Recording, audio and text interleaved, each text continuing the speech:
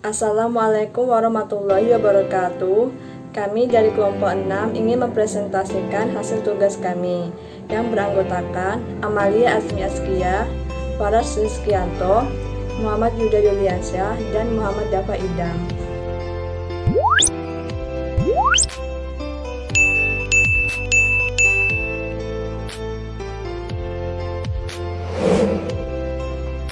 Sub pembahasan 1. Perbedaan antara nilai moral, etika, etiket, dan norma kesatuan sila-sila Pancasila sebagai satu sistem.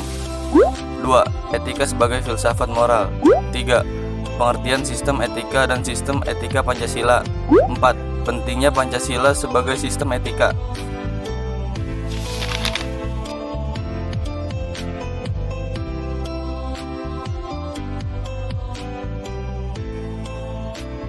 Pembahasan yang pertama berjudul Perbedaan antara nilai, moral, etika, etiket, dan norma kesatuan sila-sila Pancasila sebagai suatu sistem. Perbedaannya adalah yang pertama nilai.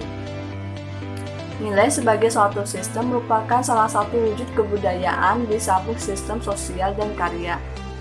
Nilai-nilai Pancasila merupakan nilai-nilai ideal yang sudah ada dalam cita-cita bangsa Indonesia yang harus diwujudkan dalam realitas kehidupan. Nilai-nilai Pancasila apabila benar-benar dipahami, dihayati, dan diamalkan, tentu mampu menurunkan tingkat kejahatan dan pelanggaran dalam kehidupan bermasyarakat, berbangsa, dan bernegara. Kemudian yang kedua, etika.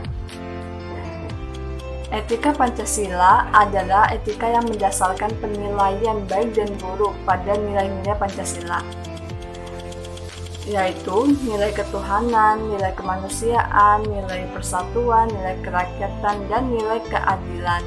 Suatu perbuatan dikatakan baik bukan hanya apabila tidak bertentangan dengan nilai-nilai Pancasila tersebut, tetapi bagaimana meninggikan nilai-nilai yang ada menjadi suatu hal yang lebih memberikan manfaat kepada orang lain.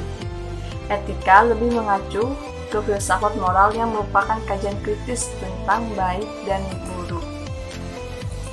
Kemudian yang ketiga adalah etiket. Etiket adalah menetapkan cara untuk melakukan perbuatan benar sesuai dengan yang diharapkan. Etiket mengacu kepada cara yang tepat yang diharapkan serta ditentukan dalam suatu komunitas tertentu. Kemudian yang keempat, moral.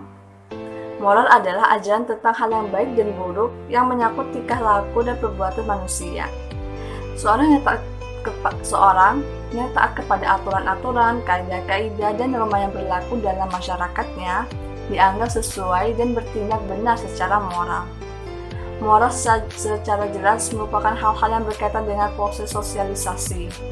Tanpa moral, sosialisasi tersebut tidak akan berjalan sebagai semestinya. Kemudian yang terakhir atau yang kelima adalah norma. Norma sosial juga dapat dijelaskan sebagai pedoman perilaku dalam suatu kelompok masyarakat tertentu. Norma sering diistilahkan peraturan sosial. Norma mengandung aturan tidak tertulis tentang sesuatu yang pantas dilakukan dalam berinteraksi sosial. Keberadaan norma bersifat memaksa suatu individu atau kelompok untuk mematuhinya. Pada dasarnya, norma disusun agar hubungan di antara masyarakat dapat berlangsung tertib dan damai.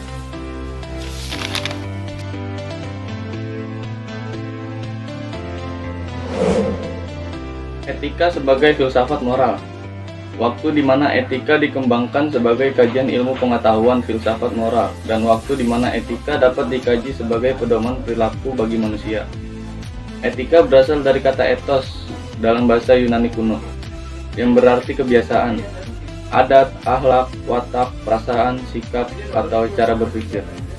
Etika adalah ilmu yang membahas tentang moralitas atau tentang manusia sejauh berkaitan dengan moralitas. Pendekatan ilmiah tentang tingkat laku moral dibagi 3 menurut Bertens, yaitu etika deskriptif, melukiskan tentang tingkah laku moral dalam arti luas, misalnya adat kebiasaan, anggapan-anggapan tentang baik dan buruk, tindakan-tindakan yang diperbolehkan atau tidak diperbolehkan. Etika normatif merupakan bagian terpenting dari etika dan bidang di mana berlangsung diskusi-diskusi yang paling menarik tentang masalah-masalah moral. Mata etika yang merujuk logika khusus dari ucapan-ucapan di bidang moralitas.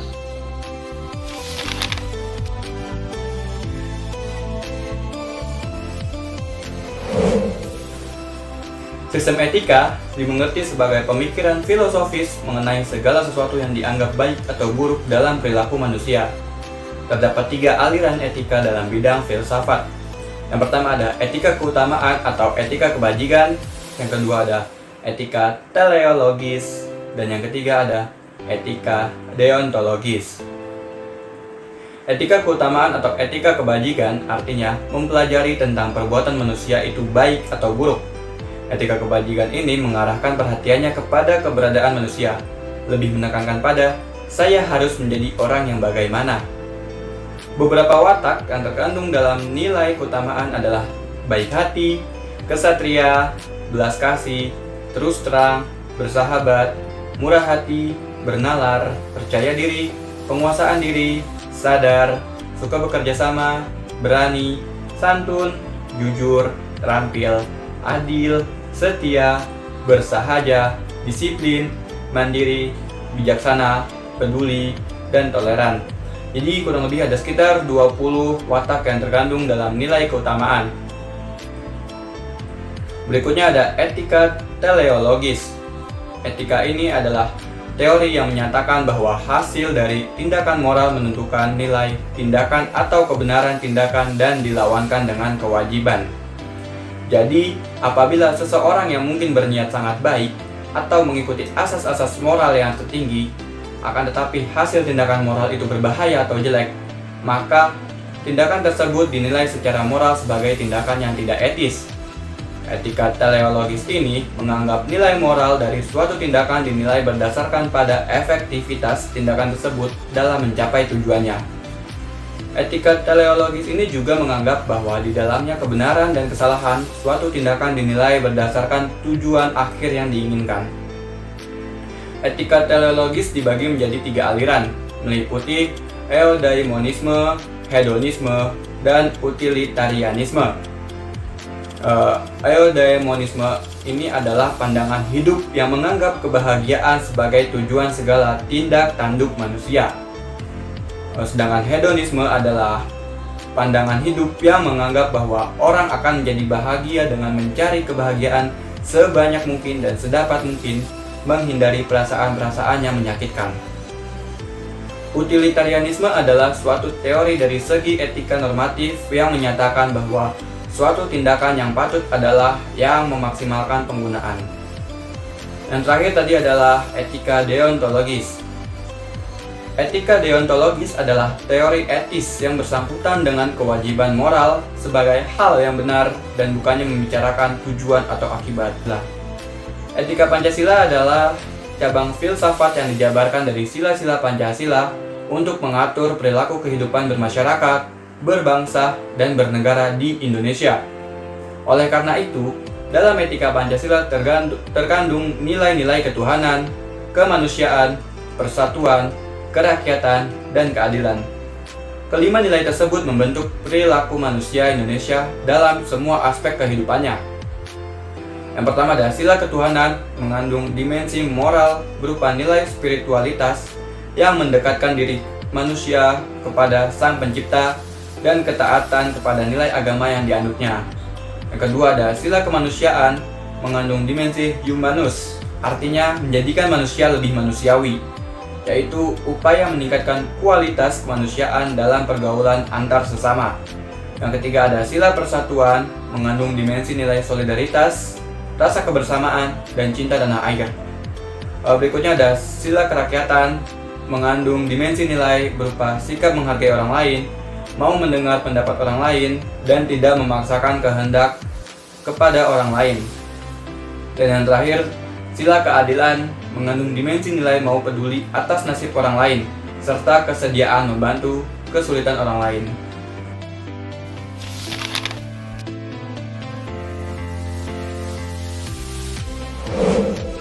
Dengan adanya Pancasila sebagai sistem etika adalah yang pertama, penyelenggara negara seperti masyarakat, petinggi-petinggi negara, pejabat, mereka dapat membedakan pantas atau tidak, boleh atau tidak, dan baik dan buruknya perilaku mereka. Yang kedua adalah dekadensi atau penurunan moral, terutama bagi kaum muda, dapat diminimalisir. Seperti yang contohnya baru-baru ini adanya prank tembakau isi sampah. Nah, itu adalah salah satu contoh penurunan moral. Yang ketiga adalah berkurangnya pelanggaran HAM. Jadi dengan kita yang lebih beretika dan mengamalkan nilai-nilai Pancasila, pelanggaran HAM seperti pelecehan, diskriminasi, semua akan berkurang. Dan yang terakhir, masyarakat akan jauh lebih cinta terhadap lingkungan. Masyarakat akan lebih sering membuang sampah pada tempatnya, dan masyarakat juga akan lebih sering mengadakan kerja bakti. Dan itu semua adalah manfaat dari pentingnya Pancasila sebagai sistem etika.